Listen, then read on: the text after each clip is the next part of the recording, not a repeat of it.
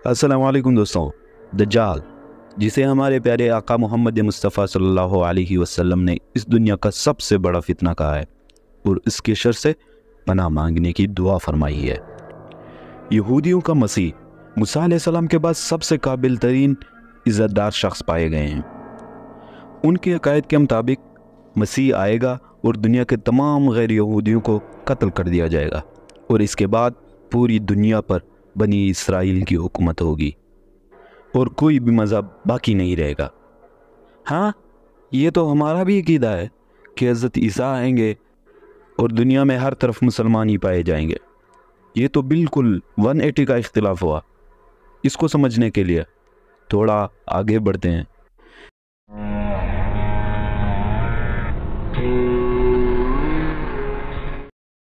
एक हदीस मुबारक है, आप सल्लल्लाहु अलैहि वसल्लम ने फरमाया, मैंने एक रात अपने आप को काबे के पास देखा।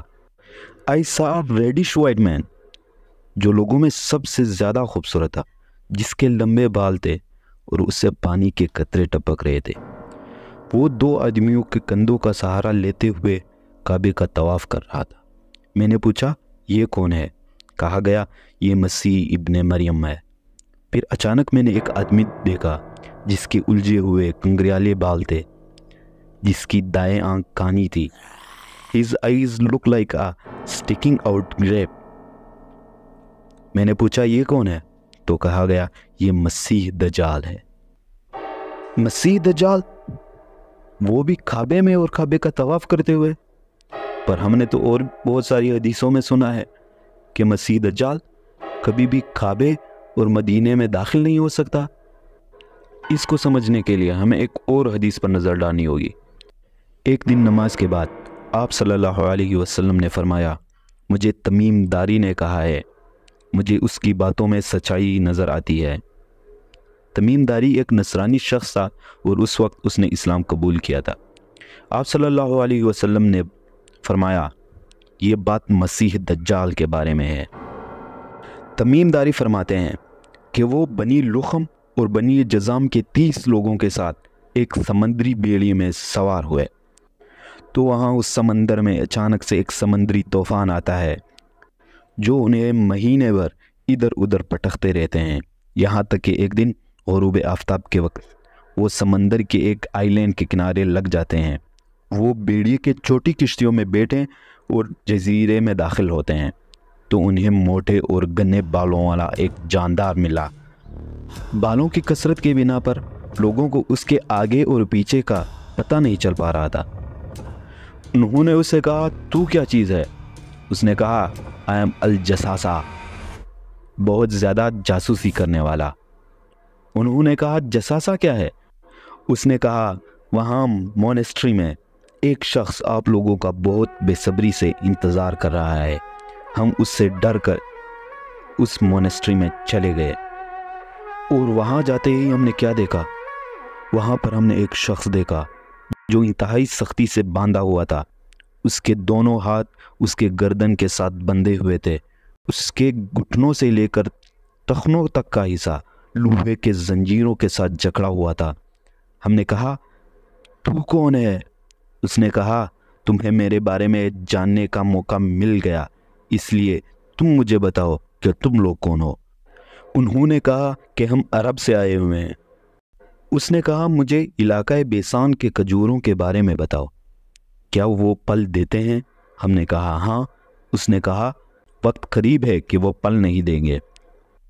उसने कहा कि मुझे बहरिया तबरिया के बारे में बताओ, क्या उसमें पानी है? हमने कहा, हाँ। उसने कहा, बहुत जल्द उसका पानी गहराई में चला जाएगा। उसने फिर से कहा कि मुझे अहले अरब के नबी सल्लल्लाहु अलैहि वसल्लम के बारे में बताओ, क्या वो मक्का से निकलकर मदीने में सकूनत पजीर हो गए हैं और क्या अरब ने उसके साथ जंगें लड़ी? हमने कहा, हाँ। उसने कहा, उस नबी ने उनके साथ क्या किया? तो हमने उससे बताया कि वो अपने इर्द गिर्द के अरब पर गालिब आ गए और उन्होंने आप सल्लल्लाहु अलैहि वसल्लम की अताअत इख्तियार कर ली। उसने कहा कि ये सब कुछ हो चुका है? हमने कहा, हाँ। उसने कहा कि ये बात उनके लिए बेहतर है कि वो उस नबी की अताअत करें और मैं तुम्हें अपने बारे में बताता हूँ। میں ہی مسیح دجال ہوں اور مجھے عنقریب نکلنے کی اجازت مل جائے گی۔ میں نکل کر زمین میں ہر جگہ جاؤں گا اور مکہ اور مدینہ کے سوا کوئی بستی نہیں چھوڑوں گا۔ 40 راتوں کے اندر سب بستیوں میں اتروں گا اور وہ دونوں مکہ اور مدینہ میرے لیے حرام کر دیے گئے ہیں۔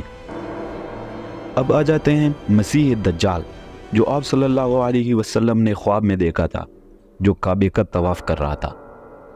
یعنی خواب تو وہی الہی ہوتا ہے، لیکن یہ واقعہ خواب کا ہے، اور خواب کا واقعہ تشبیہ کے طور پر ہوتا ہے، ایکچول نہیں ہوتا۔ یعنی مسیح دجال کعبے اور مدینے میں داخل نہیں ہو سکتا۔ اب لفظ مسیح دجال کا مطلب کیا ہے؟ مسیح مطلب رہنما اور دجال کا مطلب جھوٹا، یعنی جھوٹا مسیح۔ اب یہودی جو مانتے ہیں کہ ہمارا مسیح آئے گا اور پوری دنیا پر حکومت کرے گا، ان کا جھوٹا مسیح ہوگا۔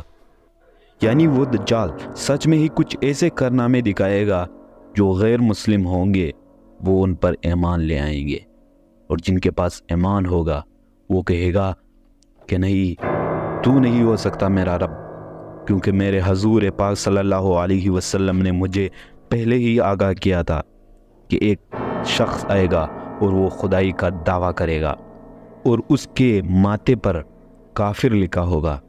ہمارے پیارے آقا صلی اللہ علیہ وسلم کی ایک حدیث ہے، آپ صلی اللہ علیہ وسلم نے فرمایا، جس مسلمان نے سورہ کعب کی پہلی 10 آیات حفظ کر لی، اسے دجال کے فتنے سے محفوظ کر دیا جائے گا۔